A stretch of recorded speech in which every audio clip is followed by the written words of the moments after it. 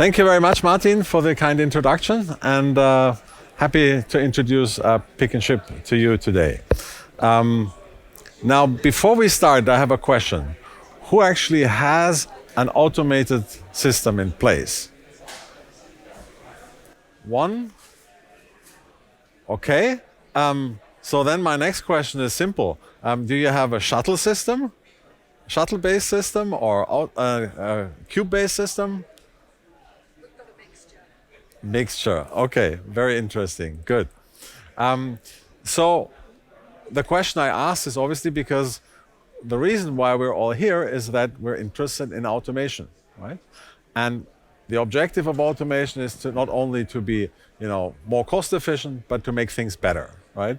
That's what it's about, and that's why the topic for today's or my talk is automate your fulfillment center and deliver faster.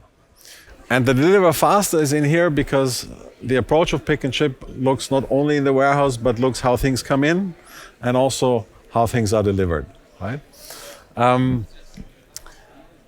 we like to start with a question, if that would be available. So this is if I summarize, all we talked over the last years, we developed the system, was like 3.5 to 4 years. That was we heard from people. Can we have something that is really cost efficient, that is fast, but that is also flexible, right? And we'll touch on that during the presentation. Now, automation, why it is important, it's clear because we have a lot of labor in warehouses, and it's not only costly, but it's also hard to get, right? And that's why we look at it. But even if we have automation, we still have a lot of people. We still have inefficiency in the warehouse, right? And so actually it is also for those who already have automation, a really important and interesting topic. Now, if we talk about automation, there's an interesting thing. Of course, it helps us that we don't need to walk in the warehouse. So these 12, 15 kilometers we don't have and we get faster, right? But there's actually a caveat to it because there's always an either-or decision, right? You don't get everything, right? So what all started with already in the 60s, right, was the stacker cranes, right, and the shuttles. And they were meant basically to give you speed, right? Not to walk in the warehouse, but also to have speed. But speed obviously comes at a cost, right? Because you need many robots or many shuttles, right, to bring all these boxes to your pick station. And you also need conveyors and all other systems you need around. And you don't have a lot of density, right? So yes, you get some speed, but the overall system loses it also. And you lose flexibility and density, right? Now, then came the systems that looked for density, cube-based system. Cool idea, right? Leave away the aisle, save that space, and stack everything. So a very interesting solution that was already developed mid-90s, right? For spare parts initially, as I have learned. But it comes also at a cost, right? You don't have the full speed because you need to restack what you put on top of each other, right? So for some products it's fast, but for others you need time to prepare. And you lose also some flexibility, right? Because you have limitations that the system gives you or time that it needs to bring a product to you. So cool system, but comes at a price. The last one is actually I wanted to mention is the AGV-based systems or the Amazon system, which was developed by Kiva in 2003, right? The idea there was to have something that's really flexible, right? So no fixed installations, and you actually drive a shelf through the warehouse to the pick station to pick the products, right? And that was an exciting idea. 2003, really new. Those AGVs didn't exist like we know them today, right? But also that system comes at a cost, right? Because you don't have the high speed. Because basically if you think of a grocery order, 50 items, you have to move 50 shelves through the warehouse, right? And if you look at an Amazon warehouse, they have thousands of these robots. So you need a lot of space just to drive all those robots alongside each other, right? So yes, here you have full flexibility, right? Great. But you compromise on speed and you compromise on density, right? And that, when we developed Pick and Ship, those were all the questions we're thinking about. How to really change something, basically, right? Because if you look at the warehouse with, the chaos that you have with boxes or cardboard boxes that stand around, if you try to automate that, you can do that. You need a lot of technology, but you won't be fast, right? It's an automated process, but the overall efficiency is not what you're looking for, right? And so we were looking, how could that be done? And we found that there's a couple of things we could maybe change that really solves those problems, right? Or help to solve them. And the first one was that we said those fixed shelves or this fixed racking in the warehouse, right, actually never fits, right? And if you look at the warehouse, usually it's kind of an air house, right? So you have just a lot of air in there. So that's not great. So we said, okay, and for automation, as I said, those racks are also not great. So we said, let's do a container, right? And I knew that from the restaurant equipment industry, because since the 60s, we have these systems to organize large kitchens and restaurants, right? To store different sized goods in containers or trolleys, as they call it. So we did a container that is actually flexible for storage, because you have only load carriers that have support rails, and you can put them in all 4 centimeters. So if you have a small product or only a layer of a product, or if you have something high, it doesn't matter. You can use the same load carrier, right? And the robot will make sure that everything is always stacked as closely together as possible. The second thing that we introduced was a handling robot, but now compared to Kiva, not driving one shelf for one pick, but actually collecting the products that we need. So we drive with a container through the warehouse, collecting the products. And last but not least, we need a quite powerful software to manage the system and to run the system efficiently. Now let's have a look quickly in those 3 components, right? So that you see a bit more what it is. So I mentioned first, right, we don't have fixed shelves, right? So it's these containers, and you can flexibly use that space. And you don't need to program that, because basically you define that when loading the system. You decide if you want to put multiple products or not. You can also obviously mix things. The second thing is that we don't have fixed bins, as I mentioned, right? So if you basically have free space, you can put something else in and use that space. That brings us a density compared to a manual warehouse, an increase ×2 to ×4, right?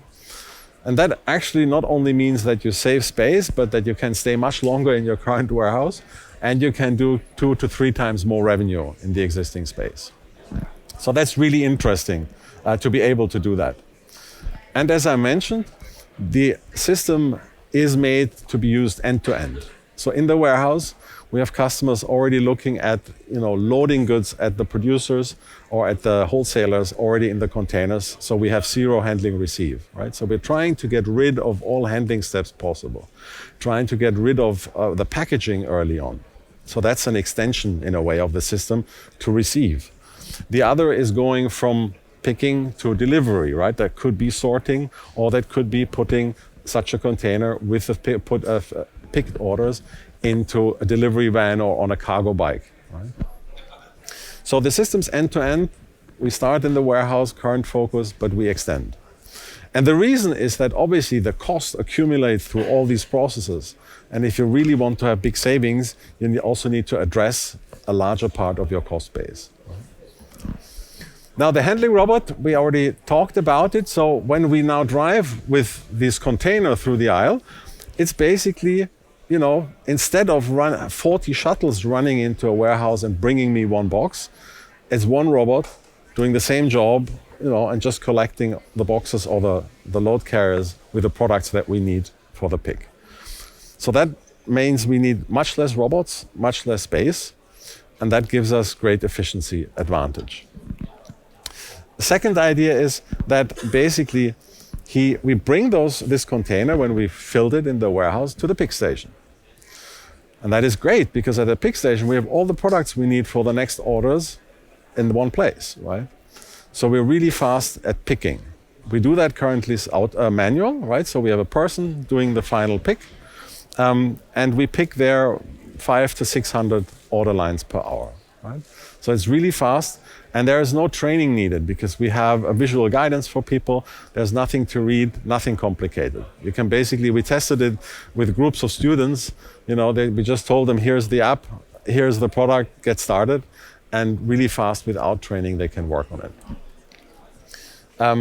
And obviously, the robot is also multi-purpose. So the idea is that you can not only use him in the warehouse, but you can obviously use him to replenish goods. You can use him to sort goods, because this system you see here now loaded with products, right? You could also put shipments in, right? And the third element I already mentioned, it's, we had to build the own software for the system because our storage just works different and has different needs than a rack-based storage system, right? So we have an own storage management system, integrates with your ERP or your other logistics systems that you have. And we have a robot management system that obviously manages the machines and the apps that run the processes at the pick station. And the great advantage is basically you get a system that is plug and play, right? So when you buy the containers and the handling robot, it comes with software. There's maybe some adaptations that you want, right? But basically it runs. And this means such a system can be installed in a day, right? And it doesn't take years to build out or automate a warehouse. Now, I talked about those three dilemmas, right? Either speed, density, or flexibility. The cool thing is you can actually have three, right? At once. Because Pick and Ship gives you those three advantages and gives you a lot of flexibility over time, right? Now, I have a little video for you that just shows our test system that we're currently testing with customers, or we do it since summer last year. You see our lead of robotics basically loading the system, right? So it's the receive process. You can put individual products or bins or cardboard boxes as you wish, right? Gives you all the flexibility. Then you see the handling robot. He now drives through an aisle and collects the products for the pick station. And you see he drives to those containers that he needs. He also switches aisles, obviously, as he needs. And then he just collects the individual products and places them in the piggyback container that he has on his machine when he drives to the warehouse. And again, those can be totally different sizes of products. Can be mixed shelves, right, or mixed trays or single product trays. And here, if you're at the pick station, on the left-hand side, you see the container that we collected with the robot. And now you have all products. On the right-hand side, in that case, is food delivery. It's already the delivery container. So it's direct pick and pack and really fast and also convenient picking for the picker. And what you see here is basically the screen the operator would see. And so the system is not chained, but you can basically decide the job you need to do, right? And then you just tap on, if it's storage, picking, or if you have a sorting job to do. So that's why we call it multi-purpose, right? So there's a lot of things you can do with the same machine. Even include a customer pickup for certain applications. Really interesting. Because if you have the automated system, it can do that. Now, what have we learned from testing with customers? So we tested three food cases, actually. We tested fashion, we tested hospital replenishment, so health and care. We tested beauty. So it's quite universal, right? And the numbers you see is basically the average, that we saw from those cases where we ran the test. So compared to a manual system, like 6 to 10 times faster order picking. Obviously, one of the main driver of improvement, because that's the main cost base we have, labor cost, right? So faster order picking, 2 to 4 times higher density than a normal shelved warehouse, right? So we get really much more business and much more product into the existing space. On the cost base, we always, for the testing, we always did business cases with customers. In the beginning, very rough ones, and then refined them over time, and we tested them to see if we really match those numbers. And we can say that, anything that's related to food or that has high throughput, we get to cost saving 70% compared to a manual operation. And if it's, for example, fashion, you have not so many picks, but lots of products to store, there it could be a bit slower, even though we're working on a lighter system to do that. So the payback of these systems is around 2 to 3 years, right? In food and with 3 shift operations, it goes down to 2, can be below, right? Depending a bit on the final setup you're choosing. But it's really super efficient and fast payback. And it's very flexible in terms of how you scale it. We always say, you set it up in a day instead of years, right? But also you can change it as fast, because if you need more capacity, you just add containers, a row, for example, right? Or you add a robot. And if you would want to move the system to another site, you just load it on a truck, drive to the new site, and in a day it runs again, right? So it's extremely flexible and gives you a lot of safety too, right? And there's no fixed installation that you need to do. Now, trying to look at time, food, you saw the examples you can grab from the picture, very flexible, right? High density. And food is an interesting thing also, that you are flexible to switch due dates, right? So you don't mix due dates in a bin, right? But you can actually have one row, right, from one due date, and it's maybe only 4 or 8 centimeters high, and you only use that space. If you have 20 or 10 pick stations parallel, right, you can make sure that you have enough products and load carriers available that you always can pick that product. So there's a lot of exciting stuff that you can do with the system, and I can't go through all details. Fashion similar, there you have often t-shirts, right? So you have very thin stuff.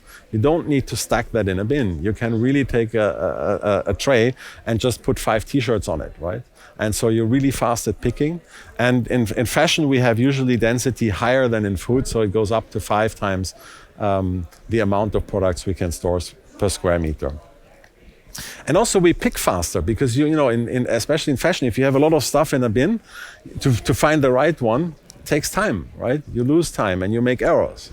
But if you can split things, you're much faster because you see it directly, right? Similar electronics, so really nice that if you put in iPhones or if you put cables in, right? It's just easy to find things and fast to pick.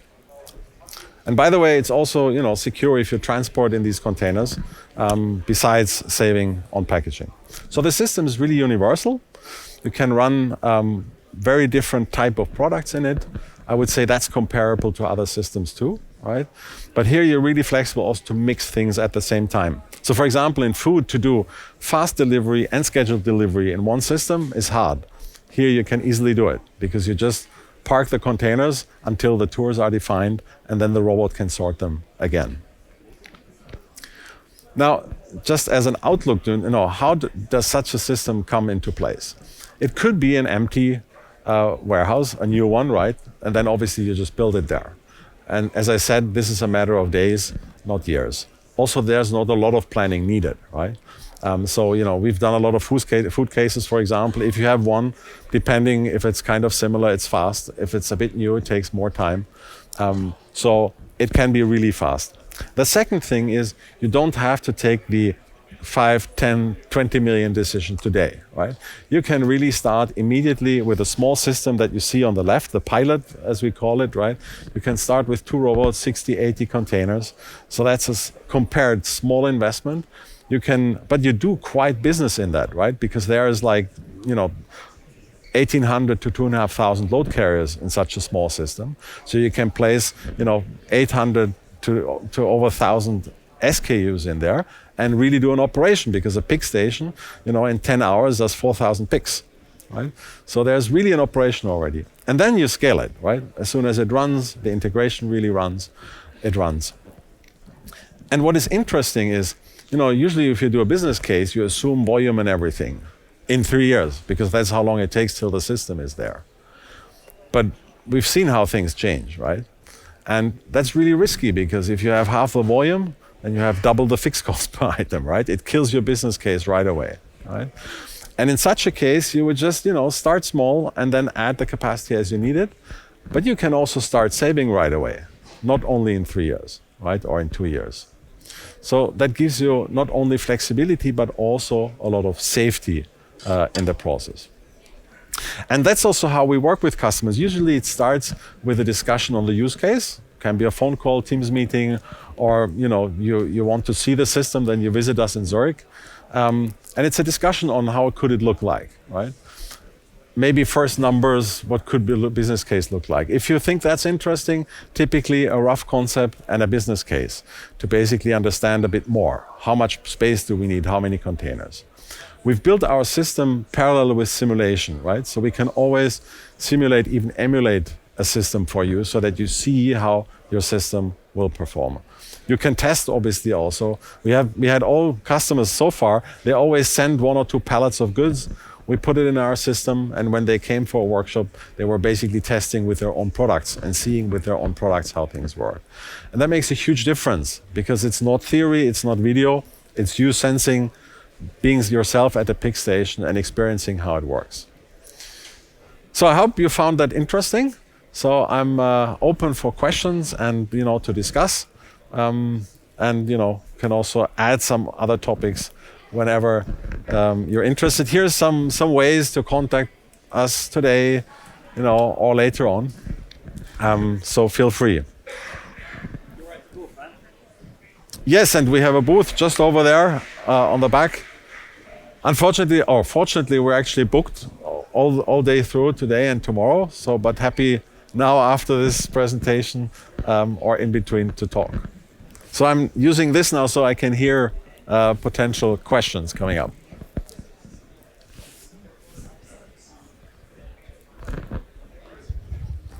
Thank you. I've got a question because you talked a lot about testing, and I'm getting the picture of this is a concept and something that you're testing. Can you just say a bit more about where you've scaled this up and where you've got this live at scale with customers to bring that to life for us? Yes. So obviously, that's why I said testing. We're a startup. So we had the first system, full system last year running, right? And we did those projects with customers. And for 2 of them, we're doing pilots in Q1 and Q2 next year. Right, so you could say our go-to-market is end of the year, and systems in full operation you'll see next year. Thank you.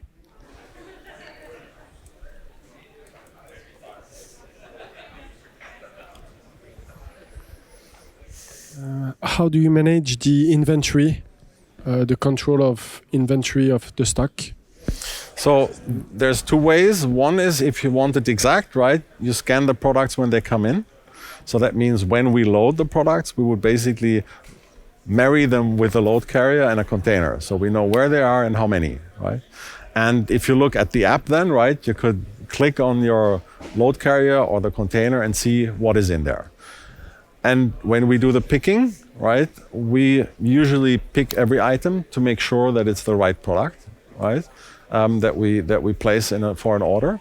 And that would real time change the stock, right? So you'll basically always have a real-time stock for the system. And obviously, there's a lot of from the historical data, a lot of changes you would probably do, right, in terms of stock levels, replenishment cycles. So there's a lot of exciting stuff that we're working on to leverage what you're doing every day to get better.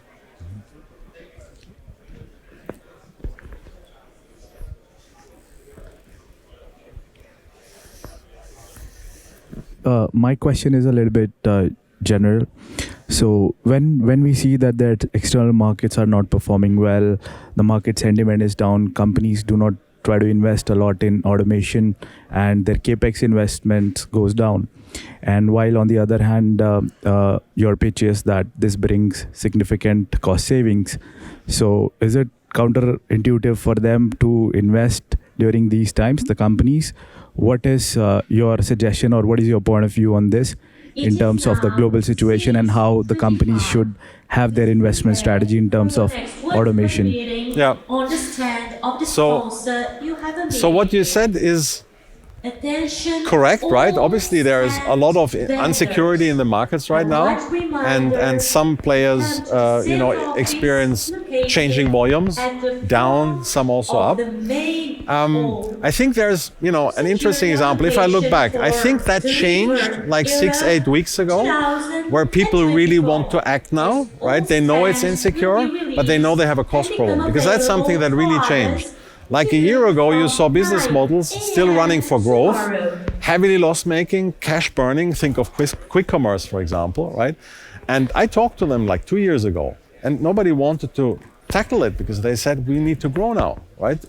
But investors changed their mind. They're asking for a profitable business model now, not then, right? So I think, to your point, yes, it's maybe not the easiest time to make such a decision, right? But we help the decision a lot to be much easier, right? Because you don't have to take the big one right now that you get delivered in 2 years, but you can start fast and test also smaller, right? In terms of, the question, automate or not, I mean, you're basically just burning tons of money, right? So if you wait another 4 years or 3 years, that system would have paid, right? And then you're really making money of it. And let's not forget, I mean, in most industries, we have 25, so if you look at specific cases, Zalando, I think 27% logistics cost, Amazon over 30, it was growing, right? 31 or something like that. That's huge, right? That's typically more than 2/3 of the gross margin, right? And any saving, if we save 20% of that 30%, that's a 6% EBIT improvement, a profit improvement that goes directly to the bottom line, right? So that's why I think it's really, really important, because you cannot grow if you don't make money, right? Because either you run out of money or your investors will not accept it. So my personal view, why did I go into this or invest my time and my money into this industry? Because I think there's a huge volume and a huge potential out there, right? Because if I think of a 30% cost base that I can really address and I can take out a lot, right? I mean, from the cases we looked at, without taking the delivery part yet, right? We are at 50% savings of that part, right? So that is really huge. So I think there's a lot of potential, and a lot of companies that really get going now because they realize that they're otherwise just taking the cash and throwing it through the door, right? So they rather invested in the future of the business. Thank you. Maybe if no more question, I just have one more. In terms of countries where the labor is cheap, okay, I'm just taking a global perspective, Yep. not just EU or Americas. Yeah. Where the labor is cheap, like Africa, Asia, what is the general strategy that should be in terms of automation? Do you have some case studies or any point of view? Because I come from a company which operates in 11 countries in Africa. And this is the question always we are discussing about, that, okay, availability of manpower is not an issue. So what is the right time to invest on that capex, not just for us, but in general for the markets where we have availability, not a big concern? Yeah. That's a very good question, and for many reasons. First of all, because I remember the times. I mean, that was still I did 8 years consulting at McKinsey, and I remember at that time, that was like in 2000s, the labor cost in the US was $8 an hour, maybe $9. Now it's 30, right? So things change really fast. In Switzerland, we're talking about like 35, right? All in, right? Including social. This is huge, right? And so the Swiss business cases I always love. Obviously, there's also more automation in place, right? But the interesting thing is, if you look at other countries, you also see in Asia a lot of automation happening, right? And why? Just because the volumes are huge, right? And just to manage those people is too complicated. I mean, I looked at the current case that was in the UK, where you had such a high turnover of staff that, for 50 people, you have to hire 150 a year. That's crazy, right? So it's not only the cost, but it's also the issue of getting people. Now, if I think of Africa, yeah, probably you use labor longer, right? And maybe you automate less or only part of the business, no? But the interesting thing is, if you look at food, right? I think there is a similar relationship between the cost of the food and the cost of the handling, right? Because the food is also cheaper in those countries, right? So the percentage that you add is quite similar. So what I would say, there's a lot of argument to optimize as much as you can in all countries, right? If it's always the automation system that comes right away, no. There's for sure countries where you would start later, right? But usually it starts quite early to make a lot of sense, yeah? Especially if it's flexible. Yeah? Because if you grow, you need to be very flexible. Yeah? Thank you.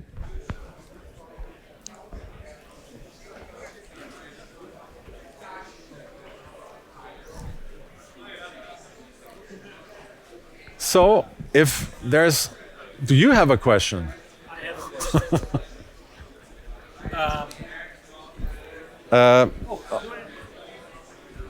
No, I don't hear you, interestingly enough. But, All right, so I think my question would be around the sector of food. Is it kind of temperature controlled as an option, or yes or no? So we can do fresh, right? And it's an interesting case, so we like it, right? Because there usually is a very bad space utilization, right? And we can put, you know, even the full green boxes into the system without unloading the salad, for example, right? So fresh and chilled possible. Frozen we currently haven't done, because usually in relation it's just not enough products, and there we would probably have to add some stuff to the systems to make sure they run in minus 20 degrees, right? So not frozen, but everything else works.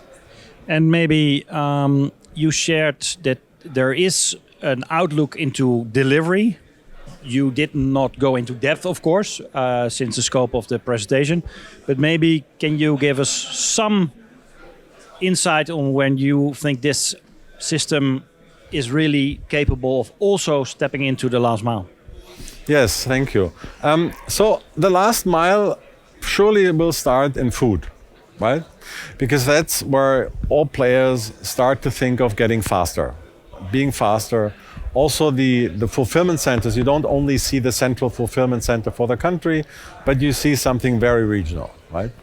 And it makes perfect sense.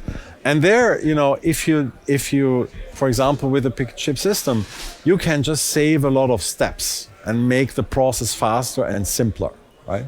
Because, for example, you saw that we were picking into the tour containers, right?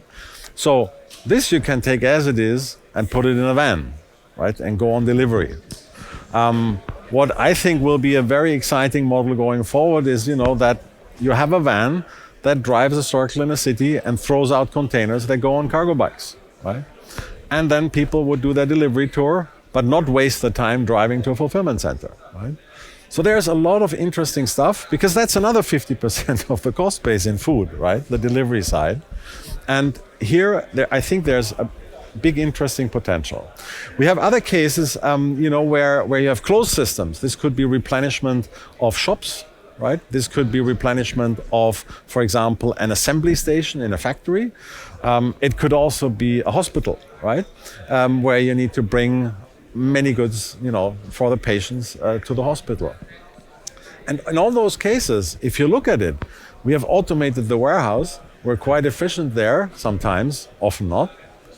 But then we waste tons of money, right? And tons of labor hours in, you know, taking the boxes apart, sorting them again, you know, and doing lots of things that are not necessary. Because this container, if you have it, right, you don't have to repack anything, because you know Josef's order is bottom right or top left, right? And you can just take it out. There is no resorting needed. And even if, you know, you think of your tours are not defined when you do the picking, right? Just because you didn't know exactly how much it is. Then you can just pick, place those containers in a row, and at the end you send the robot through and he just collects your tour containers, right? And you don't need any person, and you even have the machines, right? Because typically you don't run them really 24 hours, right? So there's a lot of stuff, I think, that is out there in terms of potential that we can improve. And that is really interesting. Because also if you have this high density when you go on delivery is great, right? Because if we estimate we get at least 30 to 40% more orders into a van if it's not too heavy, right? Or the van is strong enough, right? That saves you, maybe an hour driving, right? Because you don't need to drive twice to get the new products. So there's a lot of potential, and we expect that happening really fast, because as soon as the warehouse is automated, you basically want to use that. Thank you. Any burning questions? Okay, a big applause. Thank you very much.